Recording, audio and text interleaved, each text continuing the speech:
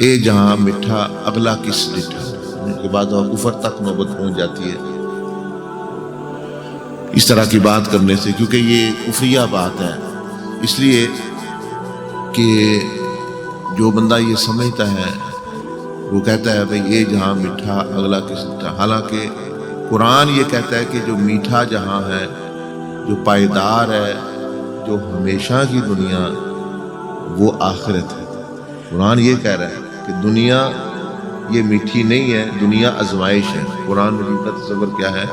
وہ تو کہہ رہا ہے وَلَنَبْلُوَنَّكُمْ، یہاں تو تمہاری آزمائش ہوگی، بِشَيْءٍ مِّنَ الْخَوْفِ، خوف سے، وَنَقْصٍ مِّنَ الْأَمْوَالِ، مالی نقصان بھی ہوگا، اس سے بھی آزمائش ہوگی، وَالْأَنفُسِ، جانی نقصان بھی ہوگا، کبھی بیمار، کبھی صحت مند، کبھی کوئی بندہ مر گیا،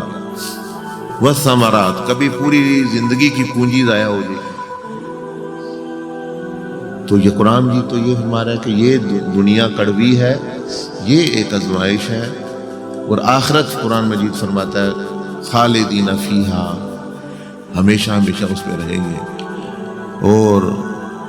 ان للمتقین مفازا حدائق وعنابا وکواعب اترابا وکأسا دہاقا لا یسمعون فیہا لغوا ولا کذابا، اس میں کوئی کسی قسم کی کوئی غم، کوئی پریشانی، کوئی آزمائش نہیں، بلکہ صرف مزے ہی مزے ہیں، میٹھی میٹھی چیزیں۔ تو قرآن مجید کے مطابق آخرت کا جہاں میٹھا ہے، جو بندہ صحیح عمل کرے، یہ جہاں جو ہے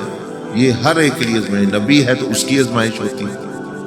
ولی ہے تو اس کی آزمائش، صحابی ہے تو اس کی آزمائش، عام بندہ ہے تو اس کی آزمائش، گناہ گار ہے اس کی بھی آزمائش، اس جہاں میں یہ چیز موجود ہے۔ تو یہ اے جہاں میٹھا